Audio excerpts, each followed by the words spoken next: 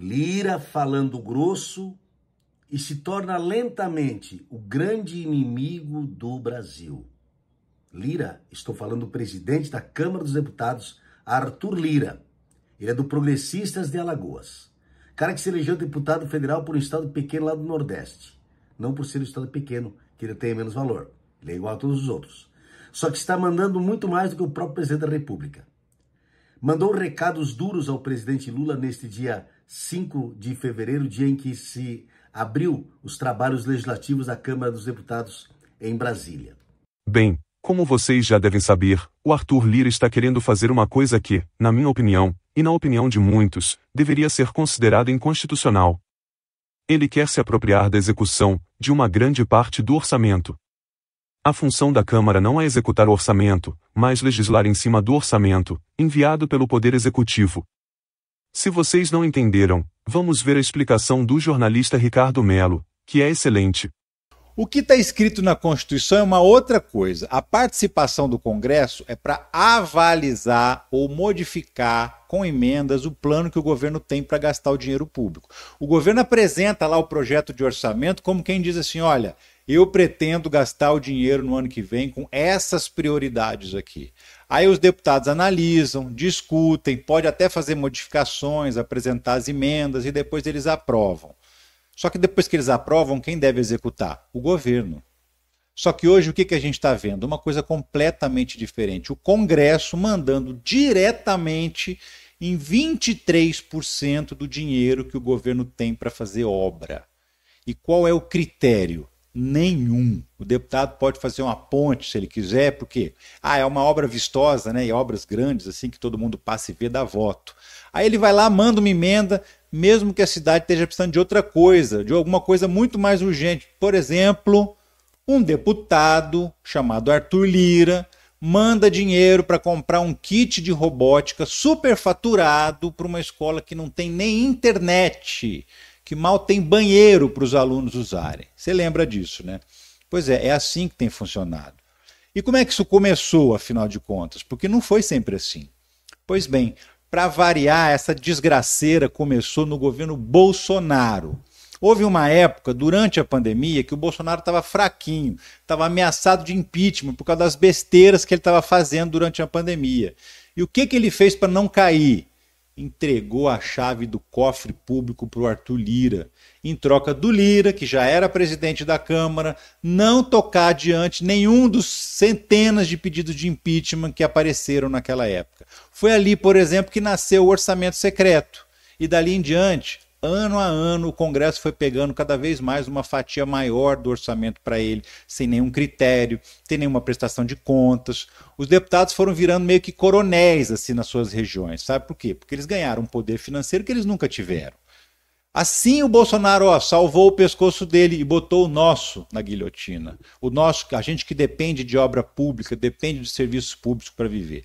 E agora não tem como voltar atrás, entendeu? Ainda mais com um Congresso que é esse aí, o mais conservador da história desde a redemocratização. Para você ter uma ideia de como ele está poderoso, isso começou no governo Bolsonaro, ele avançou sobre o orçamento, ele e o Centrão. Os deputados e senadores têm quase 25% do orçamento daquilo que é possível em investimentos nas mãos deles. Países como Coreia do Sul, os deputados têm 0,3% de emendas. França, 0,1%. Portugal, 0,5% do valor do orçamento para as emendas. Aqui no Brasil, quase 1/4 das emendas na mão desses caras. Muitos picaretas, muitos inclusive hoje respondendo inquéritos no STF por desvio dessas verbas que eles mandam para os municípios em conivência com os prefeitos. O próprio Lira e a turma dele, lá em Alagoas, tem problema com questão de robôs. Aí tem gente com problema lá no Maranhão, com uma cidade que recebeu muito mais atendimento médico do que pessoas que existem na cidade. Enfim, lamentavelmente, eles querem mandar mais. Agora resta saber se o governo vai dar o braço a torcer ou se vai realmente ficar na mão dele. Lira se torna um pseudo primeiro-ministro num regime presidencialista como é o nosso. Outra coisa que vocês precisam ter ciência disso, tá? O Arthur Lira, não é só o governo que precisa do Arthur Lira, não. O Arthur Lira também precisa do governo porque está próximo de ocorrer a eleição para a próxima presidência da Câmara dos Deputados. E o Arthur Lira quer o apoio do governo para ajudar a eleger o seu sucessor. Ou você acha que no Centrão só existe o Arthur Lira para representá-los? De jeito nenhum, meu querido. Tem gente dentro do Centrão doido para tomar a cadeira do Arthur Lira. E se tiver o apoio do governo Lula, ó, é num piscar de olhos. Então, esse discurso do Arthur Lira pareceu mais um discurso para agradar a base bolsonarista, e que, por sinal, a base bolsonarista é tão burra de um jeito que não percebeu o aceno do Arthur Lira para ao STF, dizendo que não vai comprar briga do Legislativo com a Suprema Corte. A gente sabe por que ele não vai comprar essa briga, porque a gente sabe que ele tem um rabo preso com o STF, que o STF deu um jeitinho de arquivar umas investigações super comprometedoras contra o Arthur Lira. Esse mesmo STF, que hoje é parceiro do governo Lula e que não medirá esforços para barrar também qualquer avanço inconstitucional do Centrão e do Arthur Lira sobre o orçamento público. O presidente Lula só não recorreu ao STF ainda contra esse anseio, essa ganância do Centrão em cima do nosso orçamento público, porque ele está tentando ir até onde vai na base do diálogo. Mas não tenha dúvida que se a base do diálogo não funcionar e se o Arthur Lira querer insistir na briga, o governo Lula certamente recorrerá ao STF. Para finalizar o vídeo, Lula provoca os entreguistas, que têm na grande mídia seus porta-vozes, e anuncia que vai recuperar a indústria naval brasileira, e o Brasil voltará a produzir navios e plataformas. Isso vai totalmente contra a pauta neoliberal, que domina a grande imprensa e a direita brasileira. Porém, se ele realmente conseguir, o povo será eternamente grato por ter empregos de qualidade, gerados pela indústria nacional. Eu já fiz uma vez e vou fazer. Eu digo olhando na cara de todo mundo, inclusive com a imprensa. Eu duvido que na história do país um presidente da República já investiu mais no Rio de Janeiro do que eu investi de 2003 a 2010.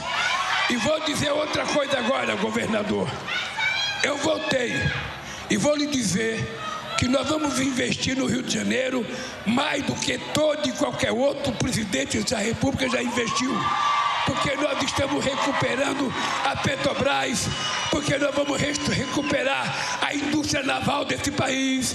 A gente vai voltar a fazer navio aqui, a gente vai fazer plataforma aqui, a gente vai voltar a fazer sonda aqui, a gente vai voltar a investir no Rio de Janeiro.